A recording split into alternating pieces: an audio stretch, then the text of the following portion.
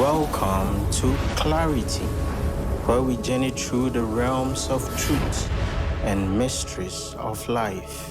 The claim that Jesus is the same as Yahweh, God, is central to Christian theology, particularly in Trinitarian belief, which holds that God is one being in three persons: Father, Son, Jesus, and Holy Spirit. While Judaism and Islam reject this claim, Christians point to various scriptural passages to support the deity of Jesus and his identification with Yahweh.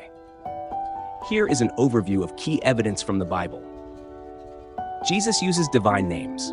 John 8:58, Jesus said, "Before Abraham was, I am." This Exodus 3:14, where God reveals himself to Moses as I am, Yahweh. Jesus' use of this term implies that he is identifying himself with Yahweh, the eternal God. The Jewish audience understood this as a claim to divinity, which is why they attempted to stone him for blasphemy. 2. Jesus forgives sins. Mark 2:5-7. Jesus forgives a man's sins, prompting the Pharisees to exclaim, "Who can forgive sins but God alone?" By forgiving sins, Jesus performs an action that, according to Jewish belief, only Yahweh has the authority to do.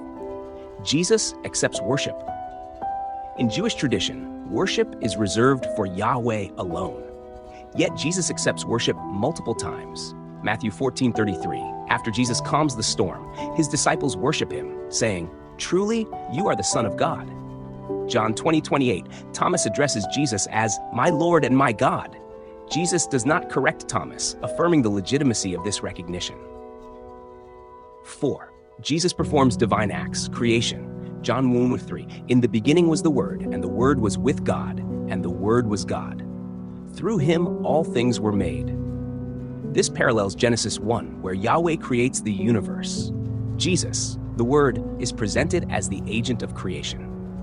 Colossians 1:16, "For in him all things were created," sustaining the universe. Hebrews 1:3, "The Son is sustaining all things by his powerful word." 5. Old Testament titles applied to Jesus. Isaiah 9:6, "The Messiah is called Mighty God and Everlasting Father." Psalm 23:1, Yahweh is referred to as the Shepherd, but Jesus identifies himself as the Good Shepherd in John 10:11. Jesus claims unity with the Father.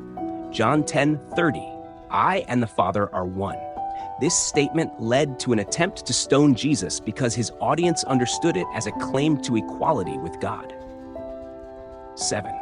New Testament identifies Jesus as Yahweh.